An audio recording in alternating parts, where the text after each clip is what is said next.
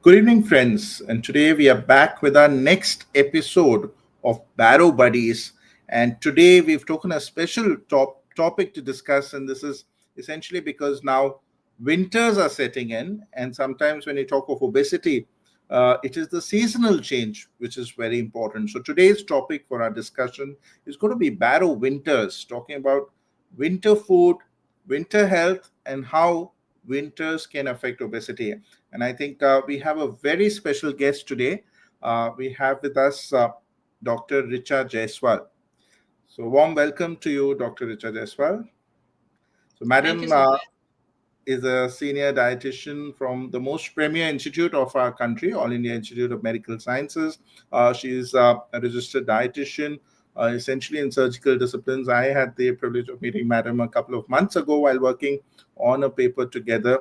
And thereafter, I thought it would be very appropriate to have her on our show and talk about how winters can affect obesity. Especially, Madam is placed in Delhi, and in Delhi, definitely the winters are quite fierce. It's not as much as J&K, but definitely much more than North. So I thought in Delhi we should have Dr. Richa there. So thank you so much, Madam, for taking out time and joining us today. Thank you so much, Dr. Nitin, and the entire organizing team. I am really honored to be here, and it is our practice that we feel like contributing to the community. And I am open to the discussion, questions from people, and I would try to answer as much as I can. Right. So there's a very good evening coming to you from Mrs. Swapna Jain, who's one of our regular listeners, and Okay. she's greeting you and a warm welcome. So I think without wasting much time, you just got 30 minutes of precious time with Dr. Richa. So let us start immediately the questions that we think are important and just trying to understand the issue about obesity in winters. So Dr. Richa, as an overall, as a nutritionist in your clinical practice or as a nutritionist, what would you say are the unique challenges that somebody would face in winter while managing obesity in the Indian population? So, Dr. Nitin, as we know that to control weight and to manage the weight, it is important to follow a certain pattern, especially related to the eating habits, behavioral, and the second thing is the physical activity. So, the first thing which I struggle a lot with patients, so to whom we advise to follow a physical activity for a certain duration and in their daytime on a regular basis. So we experience a lot of hurdles over there. Then you, as you mentioned, that Dilli ki sardi, so it is not similar as it used to be 20 years back. And nowadays, the moment we transit from summer to a winter phase, the AQI in Delhi is very difficult. So advising anybody to go out is difficult is one thing for the physical activity. The second thing which we feel a major challenge is in change in weather brings a lot of health issues, especially in a vulnerable sections, like elderly or any pediatric population, or maybe the person who have already lungs ailment or something. So if somebody is sick and somebody is not able to breathe appropriately at this that point of time, you are more focused to a certain line of treatment line rather than advising them just focus on a weight loss or anything. And as a doctor, you know that the moment somebody has a cold, cough, or certain things, they have a liking for a particular food items, maybe particular taste, maybe particular temperature. So it becomes very difficult to encourage them to have more of a raw food items or salads which are fiber rich, and advise them appropriate diet. So that is one challenge. The third most challenge which we face during the winter, because the people connection with the sunlight or duration reduces, so that also reduces the melanin production, and that also impact the mood, and the that impact the choice of food, desire of a choice of food. So that turns more towards the high calorie options. So these are the A lot of challenges which points. we face. Yeah.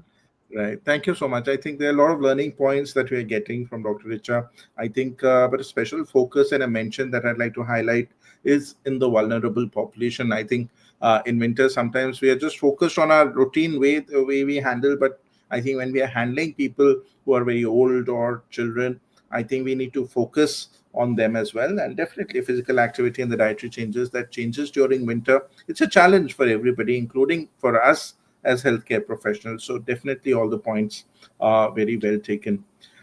Maybe moving on, and especially talking of North India, where the regional dietary pattern during winter, सर्दी के कुछ ऐसी Yeah. सब्जियां या ऐसा कुछ खाने को होता है जिससे वजन बढ़ता है. What are those foods that you feel are obesogenic during winter? Regional patterns in general. So, see, moderation is a key. So, like in winter, generally people don't follow the moderation pattern.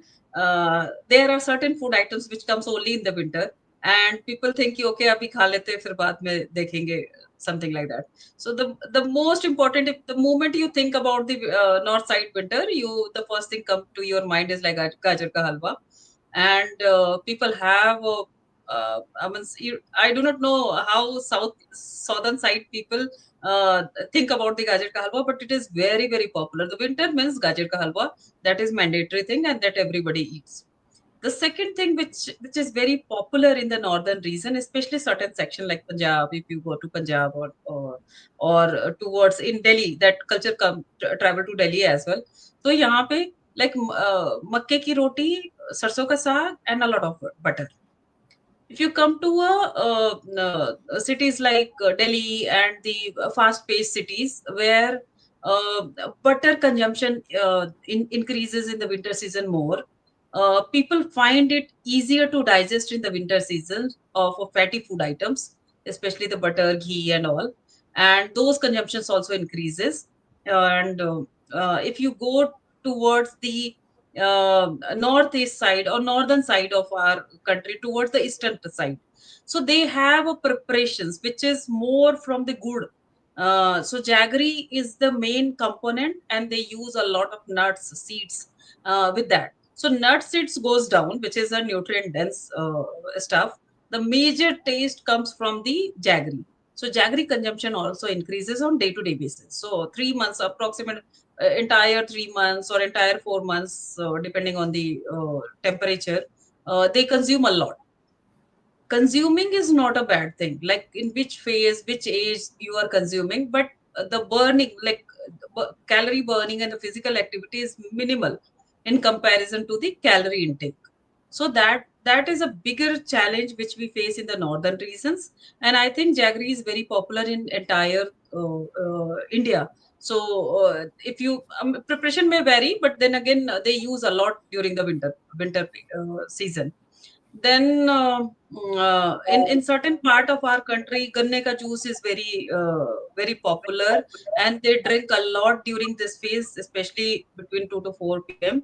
And these all things means I am not against any particular food item, but then again these all things contribute a lot to a high rich calorie rich diet.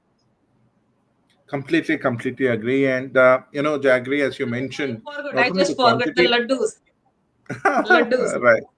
Yeah. Laddus, I would say, is probably perennial, but maybe a little more in winter, with Yeah, or maybe during the spring season, during Ganesh Chaturthi and especially the other gond ka festivals. laddu, and that is very rich actually. Yeah. Right, right. But yeah, I think jaggery, the other point I'd like to really highlight is there's also a false belief that it is safe and it does not Yeah. increase glucose, as compared to sugar, but not realizing that the caloric value, the glycemic index, and the True. impact on glucose is quite a lot, and it's not absolutely safe to have that. But nevertheless, I would say gajar ka halwa is not only famous in the north. I was in Mumbai a couple of days ago, and there also it was selling, and South India has it. Okay. I think the only difference, I would say, having stayed in North and South for quite some time, I would say the color of the carrots is very different from North and Oh, South, and it's a different color, gajar ka halwa, but the calorie and the sweet part is just the same. So yeah. Okay. similar health risks.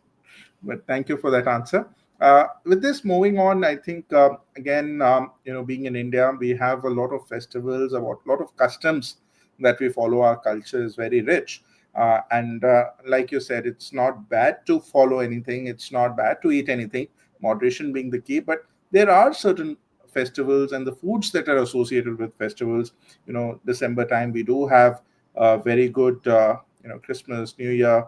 In South we have Pongal, Sankranti, and a lot of festivals that really come in. So, what would be your comment on winter foods and festivals per se? So, Dr. Nitin, very good question. And if I have to answer, I would say that nowadays in India, our traditional food has been replaced by packaged food items and more of a sugary things. So, if you see the festival celebration pattern, you hardly see the traditional food stuff in the tray on a regular basis. The most of the things would be a purchased one, packaged one, and every get together or celebration festival means like meeting the people, celebrating togetherness and celebrating meals with them. So generally our festivals are celebrated in on that pattern. So the entire visits and meeting, if you calculate, the most of the time it is going to be cookies, chocolate, cake, pastries, colas, burger, pizza. So these all things have been taken the major section. The traditional festival food items are generally defined to a particular day. Preparation pattern is defined to a particular day. For an example, if I take a Diwali celebration, so definitely everywhere Diwali celebration, there would be something with oil, something should maybe fried, maybe one sweet in the meal. But that is not for the entire day. That is for a meal for a particular day, and then it's over. But whatever the things you have purchased from outside and which is high in calorie, which you received as a gift, you are going to eat on a daily basis, no? So these all things, the festival preparation, traditional preparation per se may not make bigger changes in the person's calorie intake, but the purchase, the high calorie, high sugar rich things, high salt rich things may impact our health in a bad way. Absolutely. And there's a point coming from our audience. Swapna Jain, madam, is saying that winter also brings a little more weddings, and with Yeah. weddings come irresistible foods, and making overeating and obesity more common. The wedding feast, especially in North India, it runs for over a few days. It's not like 1 day and 2 days, but sometimes 4 or 5 days, different functions every day. Just food is the focus, and Yes. that is also possibly an added factor. Yeah, very, very true. Very well got a point. And that these all things generally we don't count. But meetings, most of the meetings, most of the marriages are happening more in the winter season. So definitely the adding on calories are more common in this season. Another question that is coming up from our audience is about sleep patterns in winter. We also were thinking about this. How would that influence obesity, and what would be your comment on the importance of sleep when you counsel patients for obesity?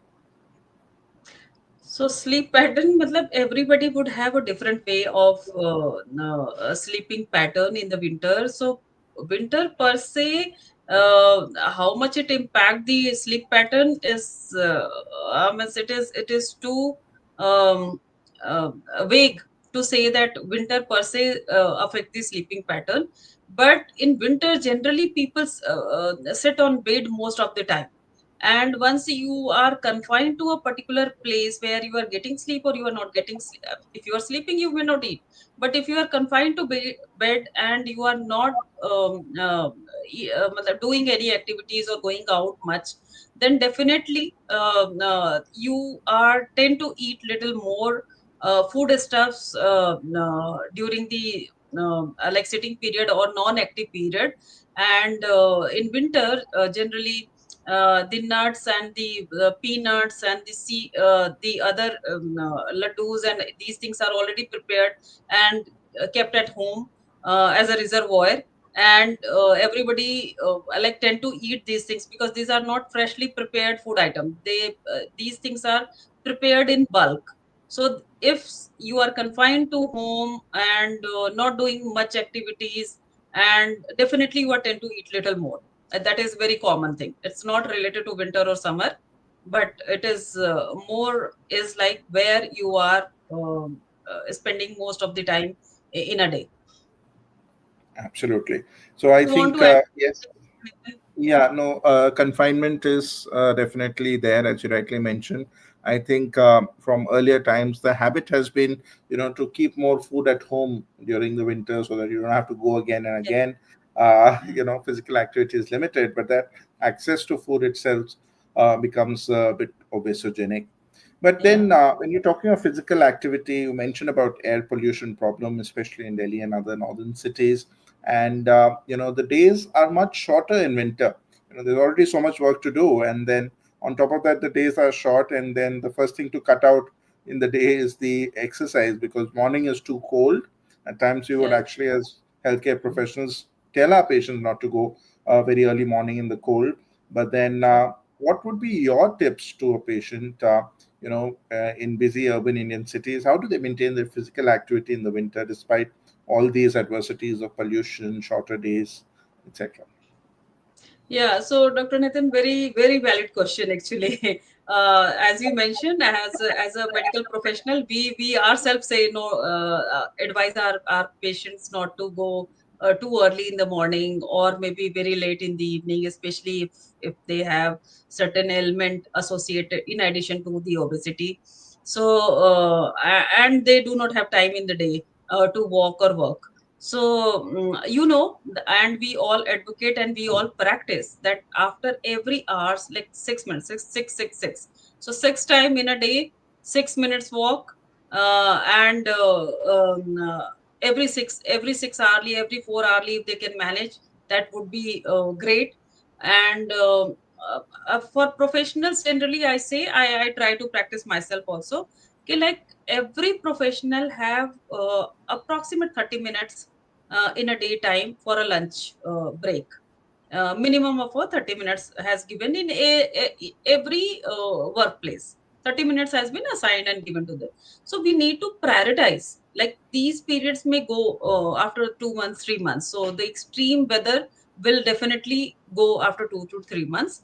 So these 2 3 months we need to do a little more effort for our own health, and that period can be divided into 15 15. So 15 minutes can be utilized for the physical activity, whatever level physical activity a person can do in their work premises. Maybe a calf raise, maybe a hand raise if difficult to move out from the cubicle.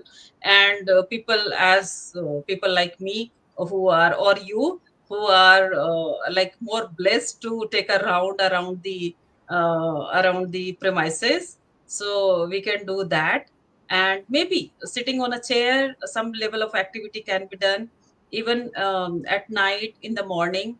Now the myth has gone completely, where people think that only the morning hour work activity can help them to maintain weight or can boost their energy level, something like that. So whenever, wherever you get time, some degree of or some sort of exercise need to be done. If you can manage to keep a stationary like equipments at home, resistance band at home, it can be done easily. Exercise, there are multiple exercise pattern easily available on YouTube that can be used to practice at home. Very, very important point. I think you've really broken a very important myth, and all our listeners will benefit from this point. I think there are two things you've clearly mentioned, that it's not only morning walk that is important, but I think another very important point that you've really brought out is that you can break your exercise time. You don't have to be fixed कि आज आधा घंटा नहीं मिला तो नहीं करेंगे. So Yeah. as you said, small breaks. It doesn't matter whether you do it together or you break it, but it's the duration in total that matters. So you can break your exercise, especially in patients with diabetes. After food, you can walk after the meal, and that will help your postprandial glycemic control also. But a very important message: it's not only morning walk, anytime walk. It's not only one time walk, but it can be small bouts of multiple sessions that you can do, and it's a cumulative time, which is very important. Thank you, Dr. Richa, for that very, very important message that you are leaving us with. I think we've talked about food, and हमने बोला कि गाजर हलवा कम खाना है, मक्की की रोटी है, मक्खन कम खाना है, लड्डू कम खाने हैं, but क्या खा सकते हैं? I think many times with patients we want to tell positively. So what would you say are the top three snacks which are healthy in the winter? Okay, so see, at one end, if we are getting only carbohydrates, at the other end, we get a lot of green leafy vegetables in the winter, a lot of vegetables, variety of vegetables in the winter, a lot of low calorie fruits like low glycemic index, say things. So for snacking, relying on vegetables and relying on fruits in a limited quantity. Vegetables though can be eaten a little more, but fruit should be in a limitation. Although it is a good thing, but should not be eaten in a excess. And these two stuff should be included in the. If I consider in a day 2 or 3 snacking, so one is snacks or vegetables. Second snacking should be seeds and some amount of nuts to it.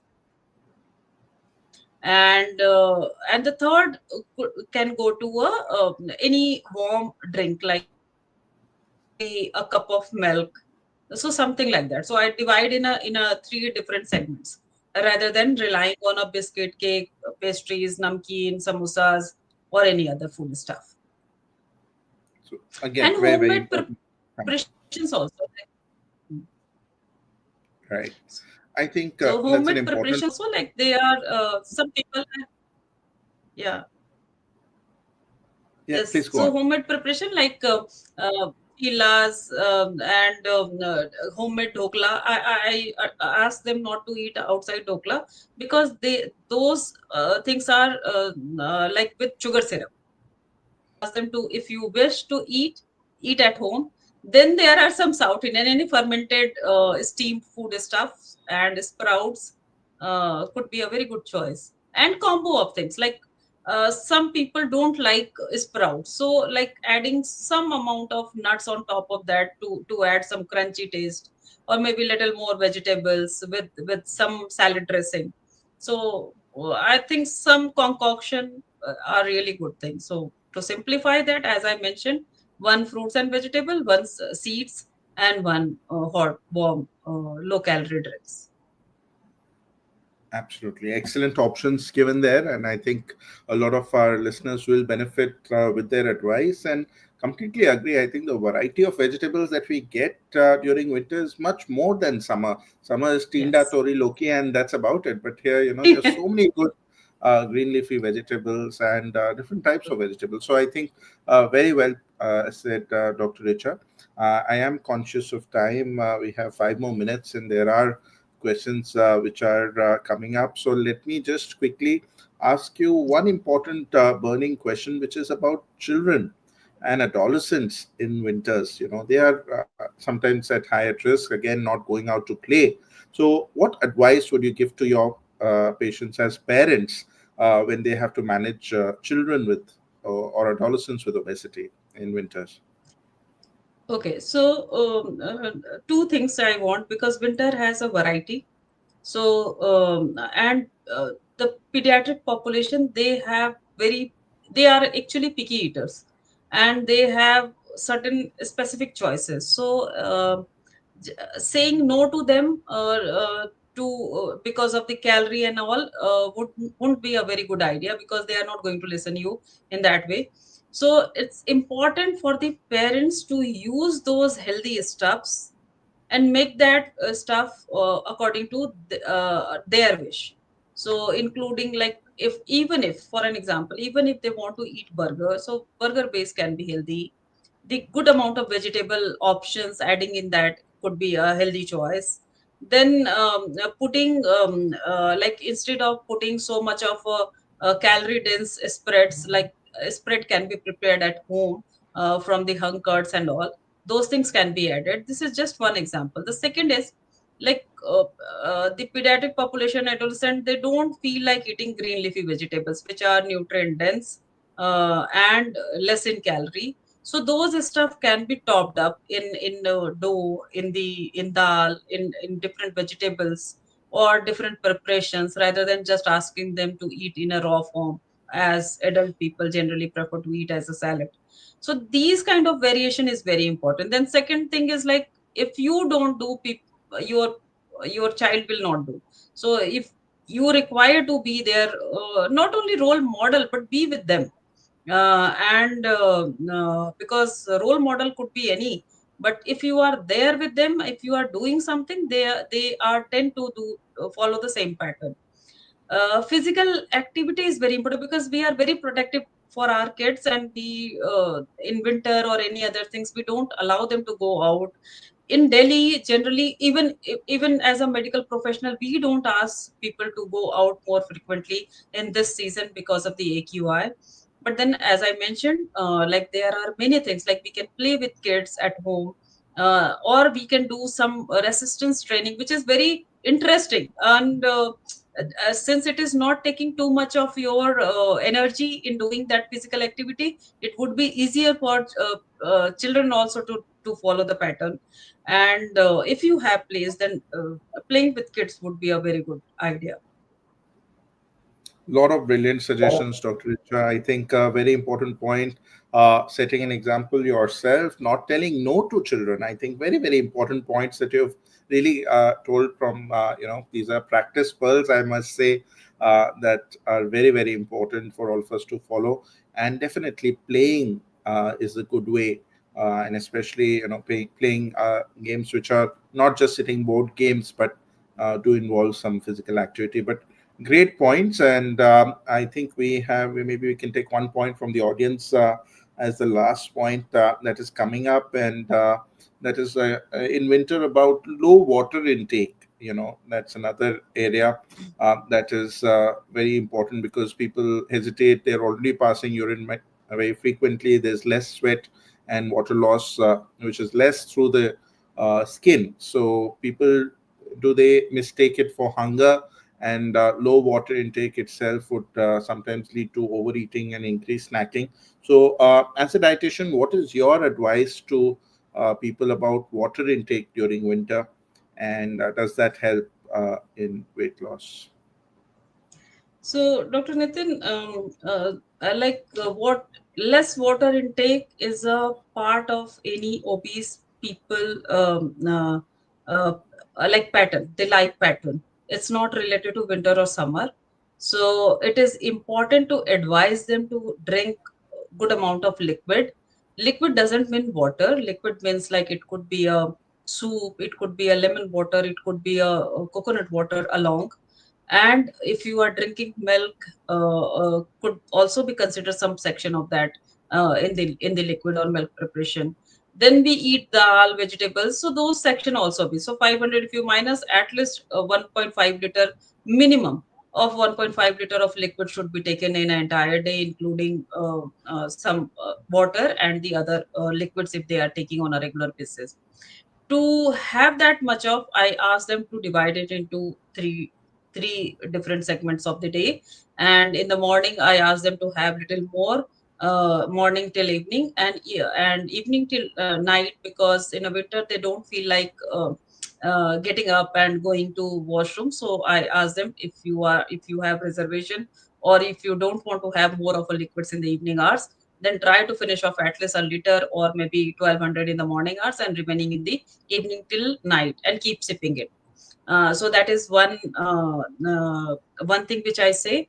And uh, and ask them to monitor their urine output, color, and if that is darker, then it means the hydration is poor. And how dehydration can impact their health, that I also tell them, that if you are dehydrated, then definitely you will not get enough energy to work, or your mental function will also impact. So this way I try to encourage them to have a sufficient amount of liquid, at least in a minimum amount, if they are not having in a like in our day to day practice, many patients they have only 500 ml of water in an entire day. So we require to encourage them to have minimum of 1.5 and increase it slowly. Absolutely. So yes, water intake is important, and keeping track of how much you're drinking. Looking at urine color itself gives you a very good indication, as Dr. Richa said. And then definitely you have to make sure that your fluid intake is about 1.5 liter at least, uh, even during the winter. So I think the half an hour has just passed in a flash of a second.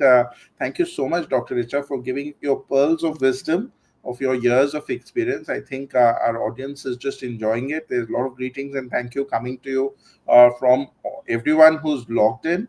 But I think we would love to have you back on the show sometime again in the next couple of months, maybe talking about your own specialty, after bariatric surgery, what nutrition advice do you give? And you have so much experience on that. I think we will definitely have you back on the show sometime when time permits in your calendar. But it was really great having you. Thank you so much for taking our time. I think our people who've joined in really, really benefited. And I think we should have a certificate for you. So, Team IGCP, do we have a certificate for Dr. Richa? Yes, and there Thank it you. is. And thank you so much for joining. And we look forward to have you again. There are greetings also coming from Dr. Ramji Agarwal, who's greeting you and thanking you for Thank, joining in today.